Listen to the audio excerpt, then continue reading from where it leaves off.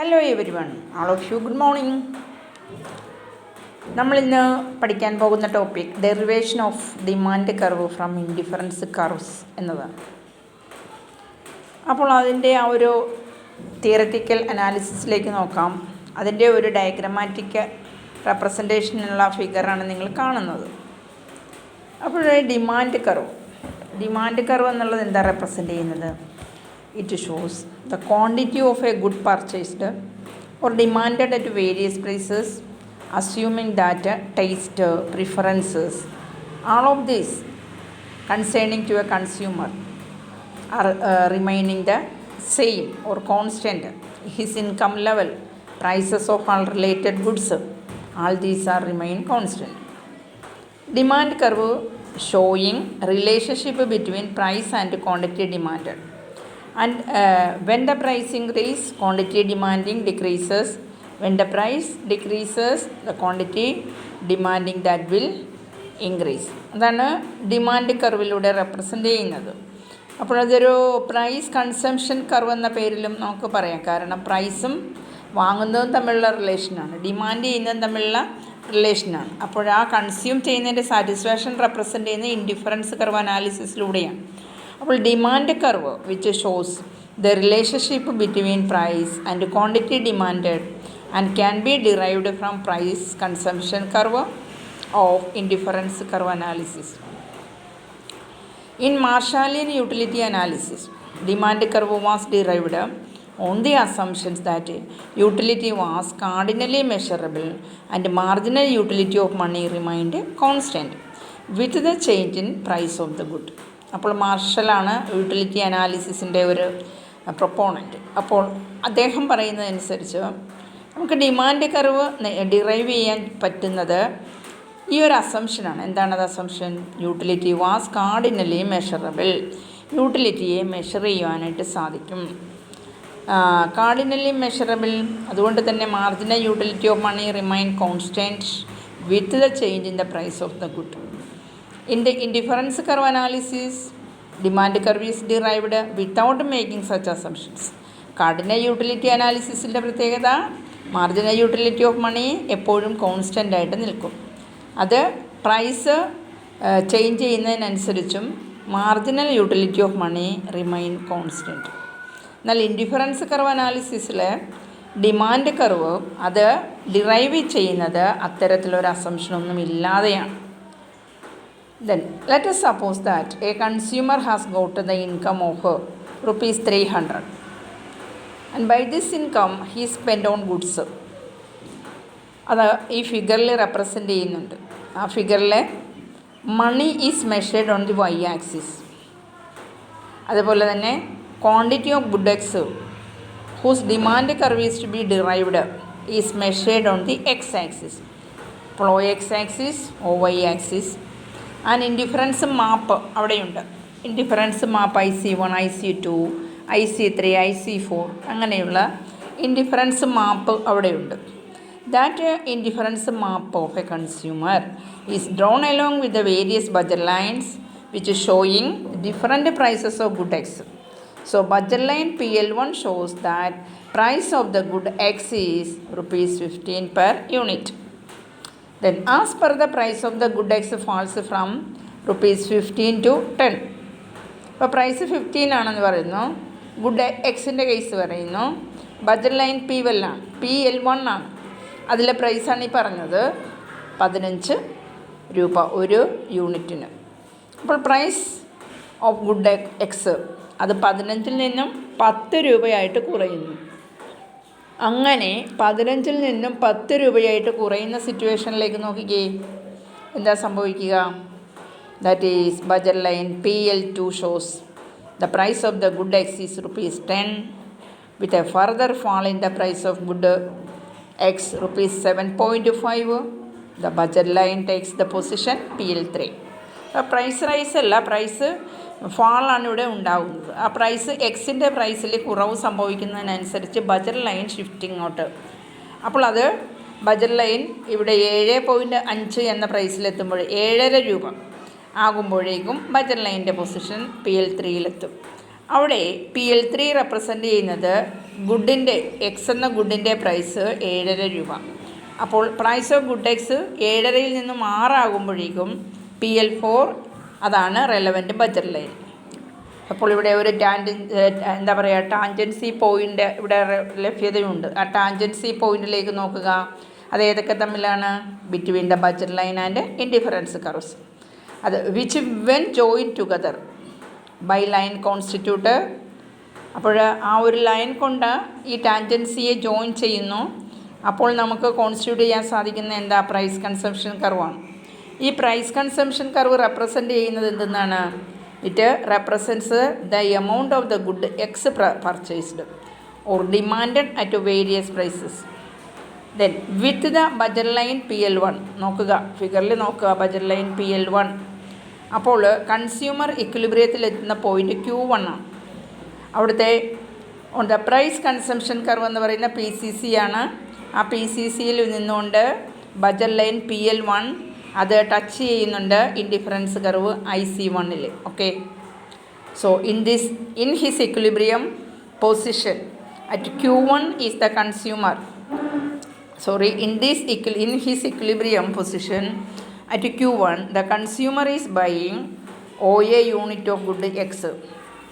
വാങ്ങിക്കുന്ന യൂണിറ്റിൻ്റെ അളവ് OA ആണ്. In other words it means that the consumer demands എന്താണ്? OA unit of good X. Price എന്താണ്? 15 റുപ്പീസ്. പ്രൈസ് കുറയുന്നു 10 രൂപയായിട്ട്. അപ്പോൾ 10 രൂപയായിട്ട് കുറയുമ്പോൾ അതിനെ തുടർന്ന് ബജറ്റ് ലൈനിൽ ഷിഫ്റ്റ് ഉണ്ടാകുന്നു. എങ്ങോട്ടാണ്? PL2. അതിനെ തുടർന്ന് consumer comes to be in equilibrium at the point Q2. അപ്പോൾ പ്രൈസ് കൺസംഷൻ കർവ് PCC അതിനകത്ത് നിന്നുകൊണ്ട് ആ PCCയിലെ പോയിൻ്റ് 2 ആണ് അവിടെ വരുന്ന ഇക്വിലിബ്രിയം. ബജറ്റ് ലൈൻ ഏതാണ്? PL2. Where the budget line PL2 is tangent to the indifference curve IC2. Then at Q2 the consumer is buying OB unit of good X. Okay, then in other words a consumer demands OB unit of good X at price ₹10. അങ്ങനെ പറയാം.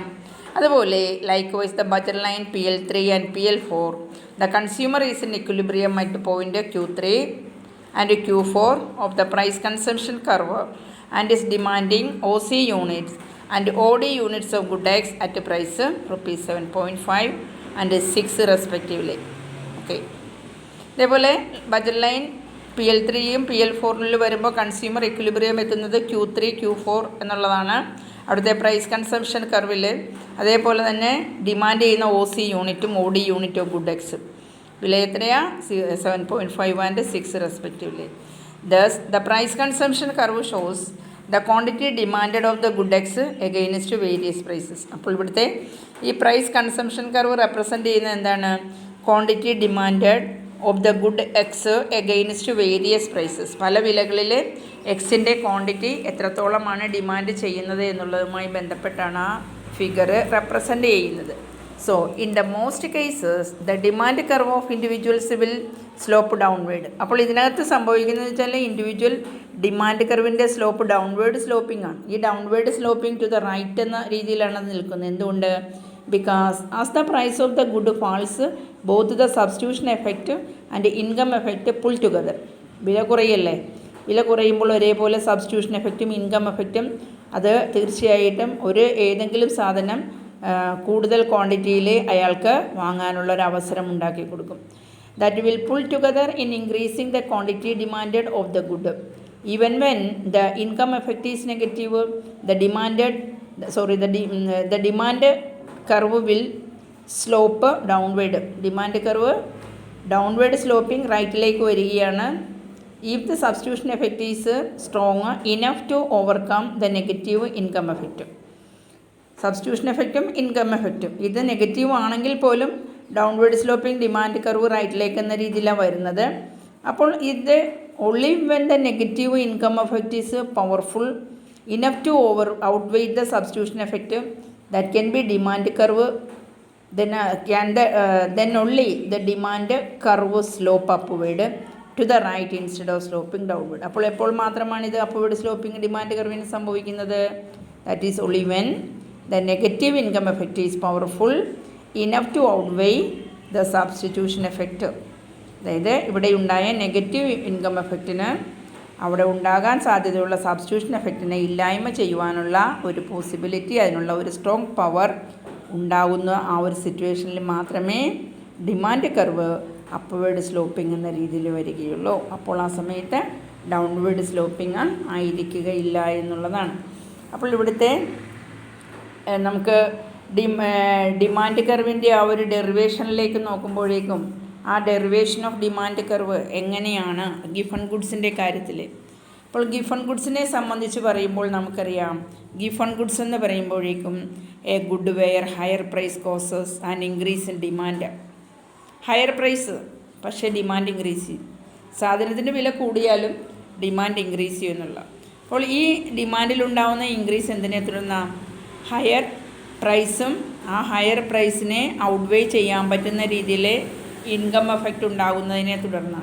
അപ്പോൾ ആ income എഫക്റ്റിനെ തുടർന്ന് higher price ഇവിടെ ഉണ്ടാകുമ്പോഴേക്കും ആ higher പ്രൈസിന് income എഫക്റ്റിനെ ഔട്ട്വേ ചെയ്യാനായിട്ടുള്ള രീതിയിൽ കഴിവുണ്ട്. So the point is the increase in demand that is due to the income effect of the higher price outweighing the substitution effect. In this section we can identify this fact. So in the figure, the demand curve DD in the case of normal good is downward sloping, but there are two reasons behind downward slope. അതേതൊക്കെയാണ് ആ reasons? ഇന്ന് demand curve downward slope ചെയ്യാനുള്ള കാരണങ്ങൾ രണ്ടെണ്ണം ഉണ്ട്. ഒന്ന് downward സ്ലോപ്പിനുള്ള കാരണം income എഫക്റ്റാണ്, മറ്റൊന്ന് സബ്സ്റ്റിറ്റ്യൂഷൻ എഫക്റ്റാണ്. So both the income effect and substitution effect that usually work towards increasing the quantity demanded of the good when price falls and this makes the demand curve slope downward. എന്താ കാര്യം? വില കുറയുമ്പോൾ സാധനത്തിൻ്റെ demand വർദ്ധിക്കും. അപ്പോൾ അതിനെ തുടർന്ന് demand curve ഇവർ കൂടുതൽ ഡിമാൻഡ് ചെയ്യുന്നു, ഡിമാൻഡ് കർവ് താഴോട്ട് സ്ലോപ്പ് ചെയ്യുന്നു, ലെഫ്റ്റ് വേർഡ്, അതായത് ഡൗൺവേർഡ് സ്ലോപ്പിങ്. ഗിഫൺ ഗുഡിൻ്റെ കേസിൽ ഡിമാൻഡ് കർവ് സ്ലോപ്പ് ചെയ്യുന്ന അപ്വേർഡാണ്, upward from left to right എന്ന. ഇതെന്താ കാരണം? So this is because in the case of Giffen good income effect which is negative. Giffen ഗുഡിൻ്റെ കേസിൽ ഇൻകം എഫക്റ്റ് നെഗറ്റീവാണ്. അതുപോലെ തന്നെ it works in opposite direction to the substitution effect. അത് substitution എഫക്റ്റിന് ഓപ്പോസിറ്റ് ആയിട്ടുള്ള ഡയറക്ഷനിലാണ് വർക്ക് ചെയ്യുന്നത്. Then also it outweighs the substitution effect. ആ സബ്സ്റ്റിറ്റ്യൂഷൻ എഫക്റ്റിൻ്റെ ഫലം ഇല്ലാതാക്കുന്ന ഡയറക്ഷനിലേക്കാണ് അത് വർക്ക് ചെയ്യുന്നത്. അതുകൊണ്ട് തന്നെ ഇൻകം എഫക്റ്റ് അത് നെഗറ്റീവാണ്, അത് വർക്ക് ചെയ്യുന്നത് opposite direction of substitution effect ആണ്. ഇതെന്ത് ഉണ്ടാക്കും?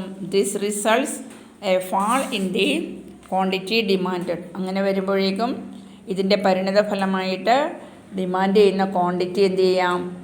A fall in the quantity demanded of the Giffen good when its price falls and therefore the demand curve of a Giffen good that slopes upward from left to right. അപ്പോൾ എന്തുകൊണ്ടാണ് Giffen ഗുഡിൻ്റെ demand curve upward എന്ന രീതിയിൽ slope ചെയ്യുന്നത്? കാരണം എന്താ?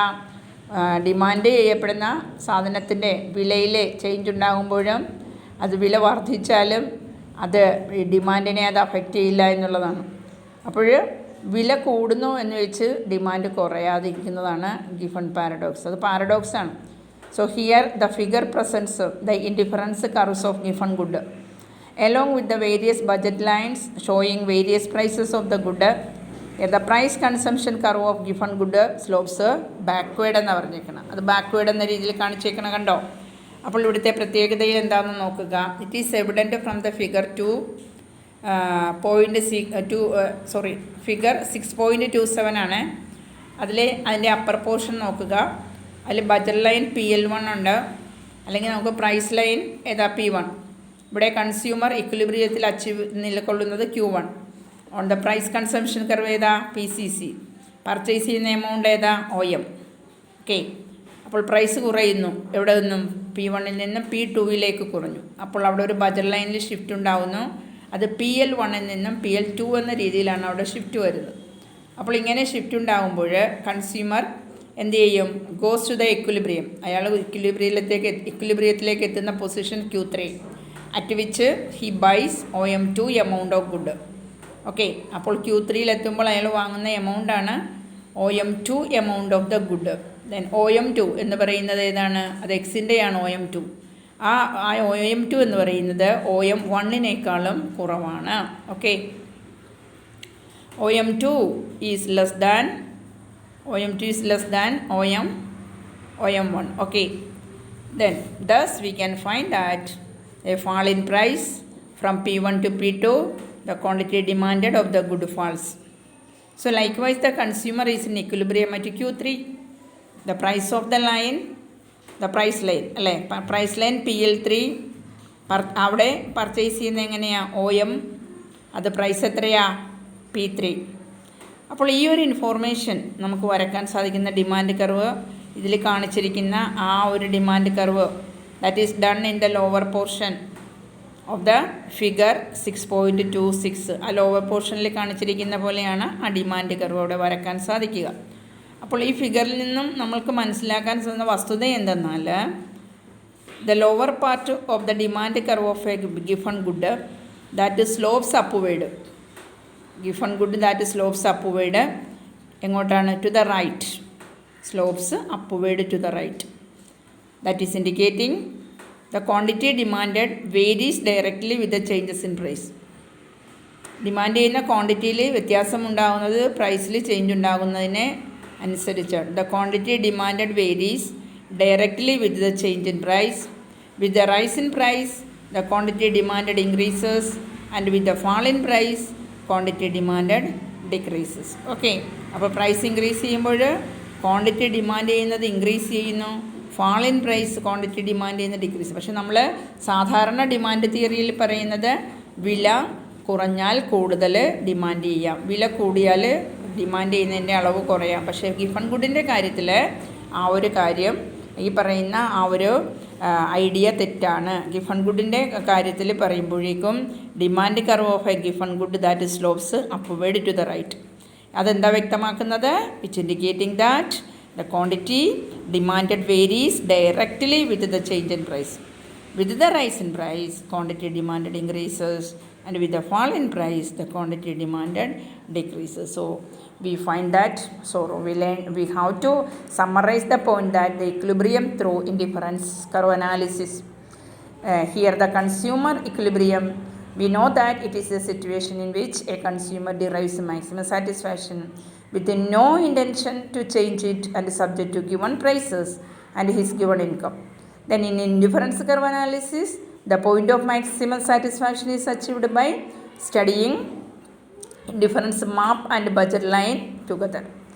Then we have also discussed the concept of budget line to identify consumer equilibrium.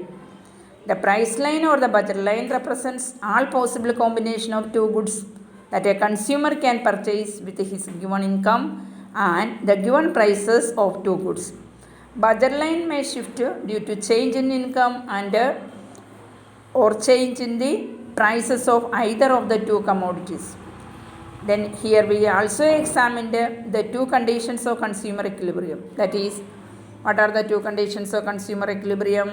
That is, marginal rate of substitution x for y is equal to the ratio of prices px by py and the continuous fall of marginal rate of substitution. Then here the price effect combination of income effect, price effect is the combination of income effect and substitution effect using Hicksian and Slutsky's analysis. So the demand curve has been derived from price consumption curve. അപ്പോൾ demand curve നമ്മളെ സഹായിക്കുന്ന curve ഏതാണ്? Demand curve price consumption കർവിൻ്റെ സപ്പോർട്ടോടു കൂടിയാണ് എന്ന് നമുക്ക് പറയാൻ സാധിക്കും. അപ്പോൾ അപ്വേർഡ് സ്ലോപ്പിംഗ് ഡിമാൻഡ് കർവ് ഒരു ഗിഫൺ ഗുഡുമായി ബന്ധപ്പെട്ട് എങ്ങനെയാണ് എന്നുള്ളതാണ് ഈ ലാസ്റ്റ് പാർട്ടിൽ പറഞ്ഞിരിക്കുന്നത്. അപ്പോൾ ഈ ഡെറിവേഷൻ ഓഫ് ഡിമാൻഡ് കർവ് എന്നുള്ള ഭാഗം കംപ്ലീറ്റ് ആവുകയാണ്. അത് നിങ്ങൾക്ക് ഈ ഒരു പാർട്ട് ആ ഒരു ഫിഗറിൻ്റെ അനാലിസിസ്, ഫിഗർ എക്സ്പ്ലെയിൻ ചെയ്യാനുള്ള അത് ശ്രദ്ധിക്കുക. ഓരോ പ്രൈസ് ചേഞ്ചിനും ആനുപാതികമായി ക്വാണ്ടിറ്റിയിൽ ഉണ്ടാകുന്ന ചേഞ്ചസ് എങ്ങനെയാണ്, ഇൻഡിഫറൻസ് കർവും ബജറ്റ് ലൈനും അതിൻ്റെ ടാൻജൻസി, ആ ടാൻജൻസിക്ക് അനുസരിച്ച് പ്രോഡക്റ്റ് ഡിമാൻഡ് ചെയ്യുന്നതിലുണ്ടാകുന്ന ചേഞ്ചസ്, അവയെല്ലാമാണ് ഇവിടെ പ്രതിപാദിക്കുന്നത്. അപ്പോൾ ഈ ഒരു സെഷൻ ഇവിടെ തീർന്നു. ഓക്കെ, അപ്പോൾ ഇത് വൈൻഡപ്പ് ചെയ്യുകയാണ്. ഏവർക്കും നന്നായിട്ട് ഈ ഒരു ലെസൺ പഠിക്കുവാനായിട്ട് കഴിയട്ടെ എന്ന് ആശംസിക്കുന്നു. Okay, thank you.